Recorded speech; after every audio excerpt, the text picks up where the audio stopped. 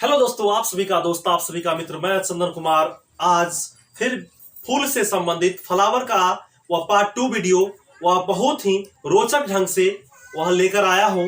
तो वीडियो को पूरे अंत तक देखिएगा और जो भी अगर आपके मन में प्रश्न होगा तो कमेंट बॉक्स में कमेंट जरूर कीजिएगा। तो इससे पिछले वाला वीडियो में फूल से संबंधित वह सारा वह डिटेल्स जानकारी आपको मिल जाएगा और उसमें हम फूल के प्रकार और उसके बाद जो है उसे फूल में कितने पार्ट्स होते हैं वह आपको पायदल, दलपुंज, पुमंग, जायांग सब के बारे में वह डीपली कंप्लीट एक जानकारी हम के लिए वीडियो हम बना दिए हैं। उसको नहीं देखे तो उसको जाकर के देखें। उसके बाद आज चलते हैं परागन।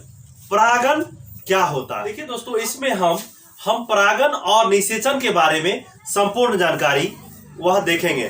फिर एक बार कह रहे हैं, अगर पीछे वाला वीडियो नहीं देखे हैं उसका लिंक नीचे डिस्क्रिप्शन बॉक्स है। इसमें ये वीडियो है ना, ये वीडियो के नीचे में जो है ऐसा चिन्ह होगा, देखिए ऐसा चिन्ह होगा, ऐसा चिन्ह होगा। इसको क्लिक कीजिएगा तो उसके बाद ऊपर हल्का कीजिएगा तो उसमें उसका लिंक दिया हुआ है, उसको देखिएगा और ज्यादा कॉम्पिटिटिव एग्जाम में आपको फायदा होगा। बहुत ही शानदार, आपको एकदम से झकास तरीके से फायदा होने वाला है, बहुत फायदा होगा।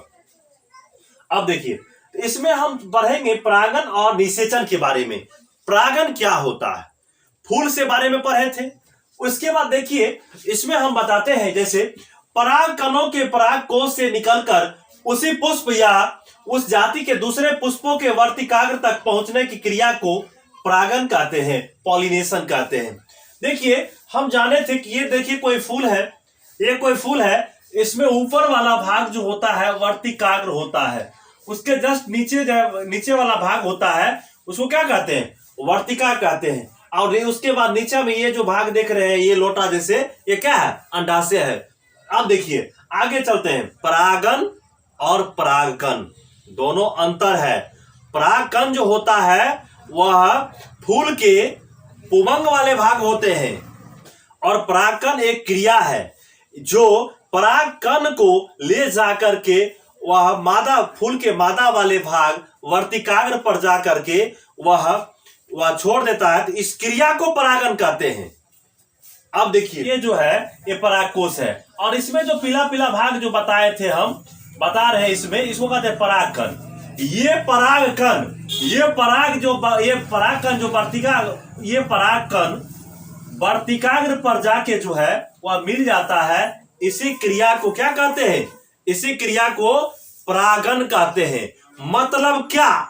मतलब ये कि परागकण जिस क्रिया के द्वारा वर्तिकाग्र तक पहुंचते हैं उसको क्या कहते हैं? उसको कहते हैं परागन, पॉलिनेशन। ठीक है, पॉलिनेशन कहते हैं। अब देखिए, ये जो परागन जो होता है ये दो प्रकार से होता है। पहले सेल्फ पॉलिनेशन और उसके बाद दूसरा क्रॉस पॉलिनेशन। यानी कि सेल्फ माने स्वपरागन, क्रॉस पर परागन। अब देखिए इसमें तो स्वपरागन जो होता है, जब एक ही पुष्प के परागकण उसी पुष्प के वर्तिकाग्र पर पहुंचते हैं या उसी पौधे के अन्य पुष्प के वर्तिकाग्र पर पहुंचते हैं तो इसे स्वपरागन या सेल्फ पॉलिनेशन कहते हैं। जैसे हम आपको चित्र के माध्यम से बताते हैं। जैसे देखिए, हम आपको समझाते हैं कि जैसे ये कोई फूल है, फूल कोई नहीं, गुलाब का फूल है, लेकिन इसमें ऐसा होता नहीं। हम आपको समझाने के लिए बता रहे हैं। यदि इसका कण, इसमें जो परागकण है, इसका इसी पर जाकर के इसका वह जो है क्या परागकण वर्तिकाग्र तक इसी फूल मान के चलिए, ये पूरा फूल है, ये फूल का पूरा टहनी है, या तो जो है इसके परागकण इसी में जाके इसी वर्तिकाग्र पर जाकर के और अपना जो है वह परागकण की क्रिया कर लेता है, इसे स्वपरागन कहते हैं। या नहीं तो मान लीजिए इसका परागकण इसी फूल के इसमें आकर के जो क्या कर लिया, इसको जो है आकर के यहाँ अपना परागकण क्रिया कर लिया, तो इसको कहते हैं स्वपरागन, सेल्फ पॉलिनेशन कहते हैं। यानी कि जो है, यानी इसमें उसी पौधे के, यानी हम लिखा है जब एक ही पुष्प के परागकण उसी पुष्प के वर्तिकाग्र पर पहुंचते हैं, मतलब इसके जो परागकण होते हैं, इसके परागकण इसी पौधे के, इसी फूल के किसी भी भाग में जा करके और परागकण की क्रिया कर लेता है, तो उसको क्या कहते हैं? स्वपरागन। स्वपरागन, सेल्फ। अब देखिए, यानी कि ये पौधा, ये फूल है, फूल का मैंने, ये फूल का है, फूल का जो है क्या है? पौधा है। किसी भी मतलब इसका परागकण कोनो मैंने किसी भी फूल पे जाके अपना क्रिया करता, तो इसको स्वपरागन ही कहेंगे। अब देखिए, जैसे स्वपरागन की क्रिया जो है कहां कहां होता है, सो आपको बताते हैं। जैसे सूरजमुखी, सनफ्लावर, बालसम, जैसे देखिए सूरजमुखी, बालसम, आपको फिगर दिखाता होगा उस पे, सूरजमुखी, सनफ्लावर जिसको कहते हैं, बालसम इत्यादि, ये सब पौधे में स्वपरागन, सेल्फ पॉलिनेशन होता है। और उसके बाद सेल्फ पॉलिनेशन, स्वपरागन जो है किसमें होता है? केवल उभयलिंगी पौधे में ही होते हैं। एक ऑब्जेक्टिव टाइप क्वेश्चन मिला कि स्वपरागन सेल्फ पॉलिनेशन किस पौधे में होता है? तो केवल ओनली वन, उभयलिंगी पौधे में ही होते हैं। जैसे आपका एक उदाहरण मैंने बताया, सूरजमुखी, बालसम इत्यादि। ठीक, अब आगे चलते हैं, समझ रहे हैं ना? अब देखिए परपरागन क्या होता है। परपरागन, क्रॉस पॉलिनेशन देखिए दोस्तों, ये देखिए, हम जब एक पुष्प के परागकण दूसरे पौधे पर स्थित पुष्प के वर्तिकाग्र पर पहुंचते हैं, उसे परपरागन, क्रॉस पॉलिनेशन कहते हैं। अब देखिए इसमें जो है अधिकांश पौधे में परागन की सामान्य विधि परपरागन ही होता है। मतलब अधिकांश पौधे के पुष्प में परपरागन ही होता है, क्रॉस पॉलिनेशन ही होता है। अब देखिए आगे चलते हैं, एक कदम सफलता की ओर। अब देखिए, यानी कि जो है इसके लिए बाहरी कारक की आवश्यकता पड़ती है। जैसे देखिए, जैसे ये बाहरी कारक क्या क्या हो सकते हैं? बाहरी कारक जो दोस्तों ये हो सकता है कि कीट के द्वारा हो सकता है, चमगादड़ के पक्षी के द्वारा हो सकता है, हवा के द्वारा हो सकता है, जल के द्वारा हो सकता है, भौरों के द्वारा हो सकता है। नहीं, अब देखिए, अब इसको बारी बारी से हम समझते हैं। ये परपरागन के लिए बाहरी कारक यानी माध्यम कौन कौन हो सकता है, उसका हम सही जानकारी लेते हैं। देखिए, अब जो है इसमें देखते हैं, एंटोमोनोफिली, माने एंटोमोनोफिली कीट द्वारा सबसे बेस्ट, सबसे बढ़िया परागकण की माध्यम है कौन? कीट के माध्यम से। देखिए भौरा को देखे हैं, भौरा देखिए उसमें भौरा के पैर में देखिए, इसमें बहुत सारा जो है खुरदुरा रहता है। जब वो बैठ जाता है किसी फूल पे, उसके पैर में जो है परागकण क्या होता है? चिपक जाता है।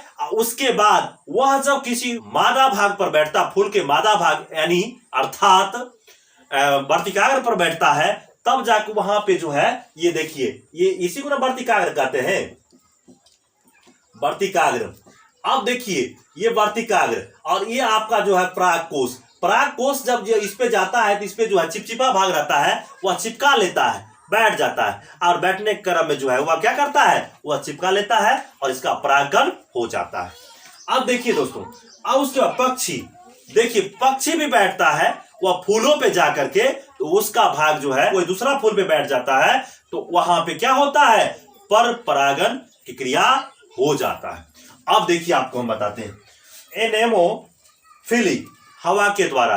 देखिए गेहूं की फसल देखे होइएगा आप, गेहूं में भी तो क्या होगा? गेहूं में भी तो परागकण की क्रिया होगा, परागन होगा। उसमें कैसे होगा भैया? उसमें जो है एक और मान के चलिए, पक्षी को जो है लेकर के, जैसे गेहूं का फसल आप जरूर देखे होइएगा, उसमें मान के चलिए पक्षी या कीट कितना होगा? वो उसमें जो है वह पछुआ पवन चलता, जिस समय फसल पकने पे रहता है, उसका जो परागकण होता है हवा के झोंकों से ऐसे जो है वह हिलता है, तो उसका एक परागकण दूसरे वर्तिकाग्र पर जाकर के और अपना परागन की क्रिया पूर्ण होता है। समझ रहे हैं? अब देखिए आगे हम बताते हैं आपको। उसके बाद जो है हाइड्रोफिली जो होता है, क्या होता है हाइड्रोफिली? हाइड्रोफिली के माध्यम से वह जल में होता है। एक क्वेश्चन आता है कि बताओ भैया, ये कमल में जो है परागण की क्रिया किसके माध्यम से होता है? जल से, कीट से, यानी कि जो भौरों से। अधिकांश लड़के जो है गलती कर देते हैं, क्या उसमें जो है मार देते एकदम जल से, नहीं, वहां भौरों से होता है। भौरों से उसमें जो है क्या होता है? परागण की क्रिया होता है उसमें। अब देखिए, अब चलते हैं इसमें, अब इसमें चलते हैं निषेचन क्या होता है? फर्टिलाइजेशन देखिए, निषेचन नर युग्मक और मादा युग्मक के संलग्न को निषेचन कहते हैं, फर्टिलाइजेशन कहते हैं। देखिए इसमें सबसे पहले गैमेट, वह जाइगोट, और उसके बाद जो है एम्ब्रॉय को समझना बहुत जरूरी है, तभी आप निषेचन को समझ पाइएगा। देखिए युग्मक क्या होता है? गैमेट जो होता है, जैसे कि मान का चलिए हम आपको समझा रहे हैं, वह थोड़ा जूलॉजी का टॉपिक लेकर आपको हम समझाते हैं। जूलॉजी में क्या होता है कि नर में जो है वह शुक्राणु पाया जाता है, और उसके मादा में अंडाणु पाया जाता है। आप भी जानते हैं, और नहीं जानते हैं उसके बाद इस पे भी वीडियो आपको बना के दिखाएंगे। देखिए यानी कि जो है पुरुष में आप जानते हैं एक युग्मक बोल रहे हैं, यानी कि शुक्राणु पाया जाता है। उसके बाद फिर मादा में अंडाणु पाया जाता है, ओवरी। अब देखिए ये दोनों भैया अलग अलग भाग है, ये शुक्राणु है और ये अंडाणु, अलग अलग भाग है। ये अलग अलग भाग को ही युग्मक कहते हैं। क्या कहते हैं? युग्मक। ये दोनों गोरा अगर एक जोड़ा हो गया, इसको कहते युग्मनज। क्या होता है? जब दोनों का मिलान हो गया, युग्मनज हुआ। ये क्या? जाइगोट। गैमेट युग्मक क्या होता है? अलग अलग होता है, लेकिन युग्मनज जो होता है वह मिला हुआ रहता है, दोनों का मिक्सिंग रहता है, मिला हुआ रहता है। उसके बाद इसका ये अलग अलग दोनों भाग था, इसको मिलके युग्मनज बना दिया। उसके बाद युग्मनज को जो, उसके बाद इसका विकसित रूप जो है क्या होता है? भ्रूण होता है। क्या होता है? भ्रूण होता है। अब देखिए भ्रूण, यानी कि निषेचन को समझने के लिए फर्टिलाइजेशन को नर युग्मक और मादा युग्मक। अब देखिए ये निषेचन की क्रिया जब होता है, इससे विकसित होकर रूप जो है वह क्या? भ्रूण बनता है, और भ्रूण बनने के बाद जो है फल का निर्माण होता है। वैसे भी आप जानते हैं क्या? निषेचन के फलस्वरूप जो है फल का निर्माण होता है, भ्रूण का निर्माण होता है, और भ्रूण से जो है उसका विकसित रूप क्या होता है? फल होता है। देखिएगा अमरूद का फल देखे है ना, उसमें क्या होता है? वो उजला व्हाइट उसका फूल होता है, पीछे से जो है फल लगे रहता है, नहीं, वह विकसित रूप जो हो जाता है वह फल का निर्माण लेता है, वो करता है। अब देखिए इसमें आप देखिए फल का निर्माण कैसे होगा। निषेचन की क्रिया अंडाशय ओवरी में होता है। अब चलते हैं फिर फ्लावर, यहाँ पे चलते हैं। देखिए निषेचन की क्रिया अंडाशय में होगा। अब देखिए इसमें परागकण, देखिए जैसे कि मान के चलिए ऐसा नहीं, 6 से 7 पुरुष के जो है पुरुष के निषेचन की क्रिया जब करते हैं वह क्या होता है कि एक पुरुष में 6 से 7 ml स्पर्म होता है, उसमें लाखों की संख्या में स्पर्म रहता है, लेकिन उसके अंडाशय में मात्र एक स्पर्म जाता है और बच्चे का निर्माण होता है, बच्चे का जन्म होता है, युग्मनज बनता है, भ्रूण बनता है, उसके बाद बच्चों का क्या होता है? निर्माण होता है। अब देखिए दोस्तों, तो यहाँ पे भी होता है, यहाँ पे इसके अंडाशय में पहले से 3 इसके अंडाशय में पहले से 3 गो जो है वह अंडा रहता है। समझ रहे ना? कितने अंडे? 3 अंडे होते हैं पहले से मौजूद, और उसके बाद जब यहां से यहां तक वर्तिकाग्र तक पहुंचता है, और वर्तिकाग्र से जो है अंदर मात्र 2 परागकण आते हैं। कितने? 2 परागकण आते हैं। इसमें क्या करते हैं? 2 परागकण, देखिए ये 2 परागकण, ये जो है इसको ऐसे करते हैं, ये परागकण ऐसे कर देते हैं, ये परागकण है। इसमें क्या होता है? अब देखिए हम आगे चलते हैं, ये जो परागकण है ये आपस में मिल करके इससे जो है निषेचन की क्रिया हो गया, यानी मिल गया, इससे मिल गया। अब समझिए ये दोनों मिलने के बाद पहले से पूछेगा एग्जाम में कि बताओ कि वर्तिकाग्र से परागकण अंडाशय की ओर कितने परागण जाते हैं? परागकण जाते हैं मात्र 2। कितने? मात्र 2। मात्र 2 होता जाता है, लेकिन एक परागकण से ये अंडा क्या करता है? वह संयोग करके, संलग्न करके क्या करता है? ये भ्रूण का निर्माण कर देता है, भ्रूण। और उसके बाद एक जो परागकण है, उसके बाद 2 अंडाणु यानी 2 अंडा मिल करके ये धीरे धीरे क्या करता है? भ्रूण कोष एंडोस्पर्म का निर्माण करता है। एंडोस्पर्म का निर्माण कर देता है। उसके बाद यानी कि जो है अब क्या हुआ? धीरे धीरे विकास करते करते ये भ्रूण क्या करेगा? फल का निर्माण करेगा। और ये जो भ्रूण कोष है ये धीरे धीरे इसको खाना देगा। लेकिन अब देखिए इसमें ये जो है एंडोस्पर्म का निर्माण कर लिया। अब एंडोस्पर्म मान के चलिए हमारे पास 200 रुपया है, और धीरे धीरे किसी आदमी को जो है 1 रुपया, 2 रुपया, 5 रुपया देते जाएंगे, क्या होगा? खत्म होगा। ये भ्रूण कोष क्या कहता है? कोष मतलब क्या? जमा कर रखने वाला, सिंचित रखने वाला। ये धीरे धीरे देता है। लेकिन भ्रूण जो है क्या होता है? भ्रूण को विकसित होने के लिए धीरे धीरे देता है। भ्रूण जो है क्या करता है? विकसित होते क्या करता है? बच्चा का तो निर्माण यहाँ नहीं होगा, यहाँ क्या बनेगा? यहाँ फल बनेगा। तो फल का जो है वह निर्माण धीरे धीरे यही विकसित होकर के और फल का निर्माण कर देता है। एग्जाम में क्वेश्चन पूछेगा कि भैया बताओ वर्तिकाग्र से कितने परागकण नीचे अंडाशय की ओर आया? कितने आया था? 2 आया था। अब उसके बाद मिला कितना? एक परागकण और 1 अंडा मिलकर किसका निर्माण किया? वह भ्रूण का निर्माण कर दिया। बाकी बचा 2 बचने के बाद 2 अंडा और उसके बाद 2 अंडा और 1 जो है क्या? परागकण मिल करके एंडोस्पर्म अर्थात क्या? भ्रूण कोष का निर्माण कर दिया। और उसके बाद धीरे धीरे इसको जो है विकसित होने में अहम भूमिका निभाया।